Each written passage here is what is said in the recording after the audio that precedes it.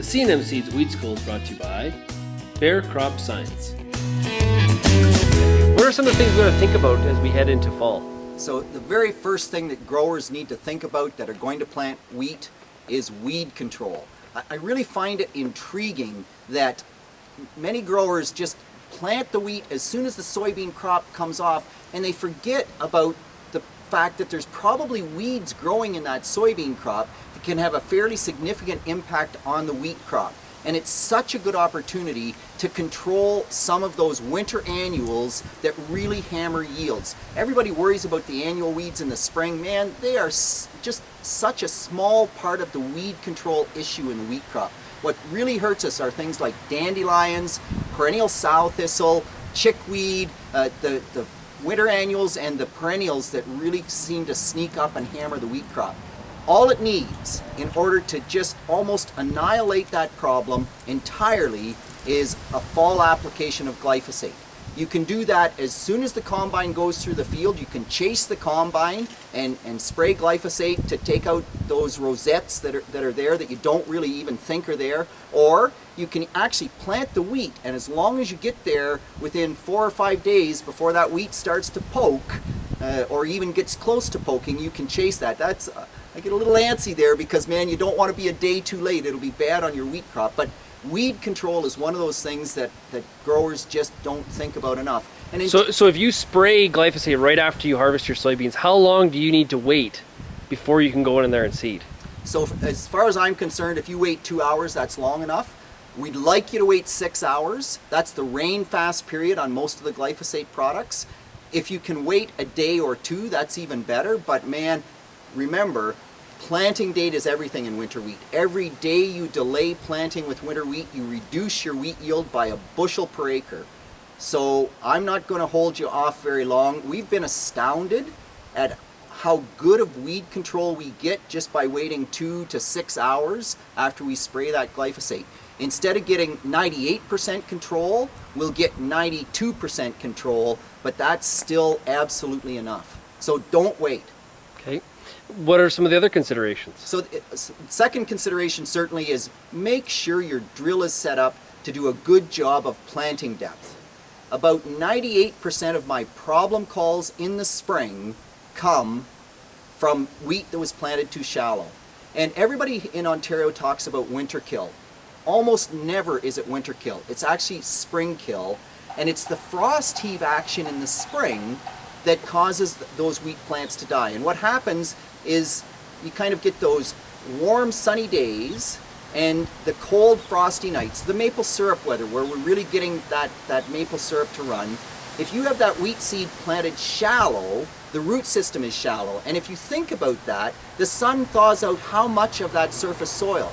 Well, it might only thaw out the top half an inch, or the top 3/4 of an inch, or the top 1/4 of an inch. If your seed is in that zone, it thaws out, and when the frost goes in, it jacks that wheat plant another little bit. And every time that happens, it jacks it. So make sure that you have your double disc openers tuned up so that they're actually doing what they need to do. There is some tension between them, or that the boot on the John Deere drill has the spring in it to hold it tight, so we actually get that seed in 1 inch deep. I don't want to see the seed 3 inches deep unless it's really dry and I have to go deep for moisture. I want to see it 1 inch to 1.5 inches at the most so that it comes up quickly. But if you have it in, any seeds that are in 1/2 or 1/4 of an inch deep, they just likely aren't going to be there next year. So seeding depth and equipment maintenance, that's really, in August, equipment maintenance is something you can be out there and making sure that that drill is going to do the job that you want it to do. The next thing I think that you start to look at in my mind is absolutely starter fertilizer. And we talked a little bit about that earlier. I'm a huge believer in seed place starter fertilizer. We just see such benefits from it. What's intriguing is we talk lots about soil test, and growers will say, well, you don't need starter fertilizer on a soil that has really high soil test. We've experienced some different things. If you have a heavy clay soil, even with a high soil test level, you will likely see significant yield benefit from a seed place starter fertilizer. And that's because in heavy clay soil, even with high soil test phosphorus, the roots just can't grow and explore the soil quickly enough to actually get out there and get the phosphorus from the soil. So I think it really comes down to soil test, soil type, but you know, at the end of the day, my average number is 7.5 bushels more wheat from seed placed starter phosphorus. Why wouldn't you do it? You're going to put phosphorus on that field at some point in time to maintain your soil test levels. Get the 7.5 bushels, get better winter survival, and that seed placed phosphorus will also get the crop to head out more uniformly, so when I spray my fusarium fungicide on there, I can do a better job of timing that. That's one of those things that's just a no-brainer, and I don't understand. So why don't guys do it then? Well, they don't do it because it's going to rust out the equipment. And I've actually had a grower with an air cart with split boxes, and he was doing it. He was putting fertilizer through one box and seed through the other box, and the box he was running the fertilizer through, they took out the bearings in the roller. And he said, to heck with that, we're not doing that anymore, the equipment won't handle it. Well, wait just a minute. It's not the fertilizer's fault. Go back to the equipment dealer and say, you sold me junky equipment. That box should handle fertilizer. It was a plastic box, right, or a fiberglass box. It wasn't that was rusting. It was only the bearings on the rollers at the bottom. Give me a break. 7 bushels for replacing 2 bearings over 3 years? Give me a break. Anyway, most growers, once they do it and they see that benefit, they will never go back.